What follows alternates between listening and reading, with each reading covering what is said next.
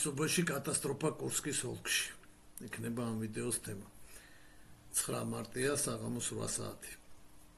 დაალაიქეთ ვიდეო, გამოიწერეთ ჩემი გვერდი და გააკეთეთ დონაციები.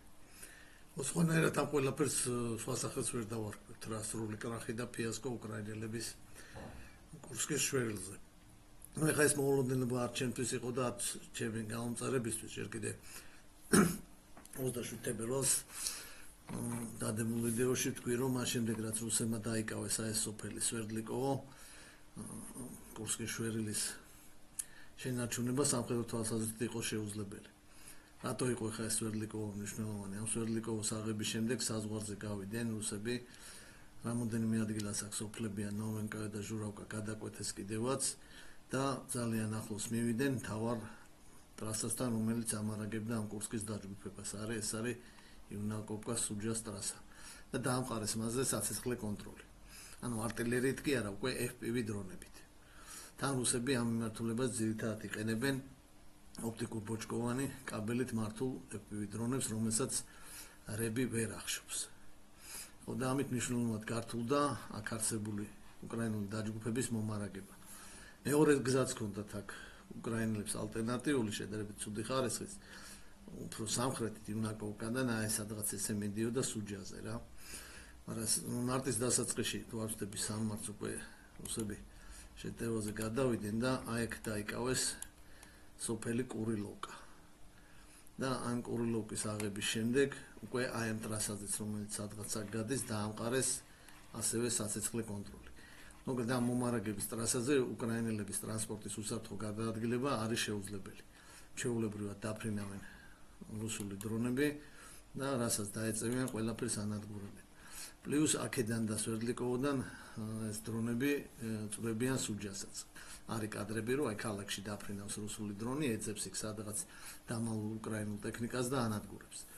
პლუს ამას თვითონ შვერილის შიგნითაც მნიშვნელოვნად შეუზღუდეს უკრაინელებს მანევრების გადაადგილების შესაძლებლობა რა. ეხლა დავუშვათ აქეთ და ფლანგიდან, რომ აქეთ გადმოისროლო რა. იმიტომ რომ აქ ეხა ბევრი მდინარეებია. ლოკნია, მალაია ლოკნია, ფსეოლი, თვითონ სუჯა და დივერსიულმა ჯგუფებმა ხიდები ააფეთქეს, იქ ავიაციამაც რაღაც ხიდები ააფეთქა და აი შიდა გადაადგილება და მანევრის საშუალებას მნიშვნელოვნად შეუზღუდეს და მე გადავიდნენ შეტევაზე სადღაც 4 მარტს დაიწყო ეს ყველაფერი ჩtildeოეთ მხრიდან ასე ვთქვათ. აი აქ არის ეს სოფლები ყველა აქ რაც არის დაკავებული ქონდათ უკრაინელებს. აიღეს სოფელი მარიევკა, მერე პოგრებკი, მერე არლოვკა, მერე ნოვა ესაროჩინა, მერე სტარა ესაროჩინა, აქ აღმოსავლეთ ფლანგზე ნიკოლაევკა, ვიქტოროვკა, ნიკოლსკოვე, აქ ლებედევკა სოფელი, აი ეს ლოკნიაც მე მგონი აღებული აქვთ. ხო და დღეს უკვე თვითონ მალაია ლოკნიაც აიღეს. დროშები აღმართეს 1 საათის წინ. ეს არის ჩtildeოეთის ფორპოსტი, თავარი სოფელი ჩtildeოეთ იმაზე იყო ეს. ხა იმ რუკაზე წყვეტილით ნაჩვენებია 3 დღის წინ ჯერ კიდევ რა ტერიტორიას აკონტროლებდნენ უკრაინელები. აი ბოლო 2 დღეში ეს ტერიტორიას დაკარგეს. ეგ რუსებმა დაიკავეს სოფელი ჩერკასკაია, პარეჩნე, არის ინფორმაცია რომ აღებული აქვს მარტინოვკა. არის ინფორმაცია რომ აქ დაიკავეს სოფელი კუბატკინი. სარარიუკაზე ჯერ აღნიშნული, აი ივაშკოვსკის დიდი ტყია და ეს ტყის მასივი დაიკავეს. ხო და დაკავებული აქვს აგრეთვე სუჯას სამრეწველო ზონა, პრომზონა, ეს ნაწილი რა. ეს ახლა როგორ მოხდა გაზის მილით, გაზსადენი გადის აქ მოკლედ სუჯაზე, რომელიდანაც გაზი მიდიოდა უკრაინის გავლით ევროპაში და მე უკრაინელებმა რო ჩაკეტეს, გაზი აღარ იყო შიგნით და ამით ისარგებლეს რუსებმა და რაღაც ასეული შეიყვანეს ამ ზონაში. უკრაინელებმა რო შეამჩნიეს, მე დაუშვეს და იძახიან დიდი ნაწილი გავანადგურეთ, მაგრამ რაღაც ნაწილმა აქ გამაგრება მოახერხა.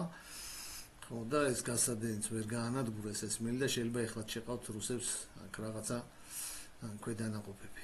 და ეხლა მოკლედ ჩtildeოეთ დასავლეთიდან ცდილობენ აი პრომზონაში განლაგებულ თავიანთ ქვედანაყოფებს შეუერთდნენ და მე უკვე დაიწყება უშუალოდ სუჯაზე შეტევა. ხო, ეხლა როგორც უყურებ ქაოსია უკრაინელთა რიგებში, მართვა მოშლილია, ქაოტურად ცდილობენ უკან დახევას, ბევრი ტყვეებია, ბევრი დაღუპულები. ხო და რუსეთის შეტევა მოკლედ გრძელდება და არ ჩანს გაჩერების პირი.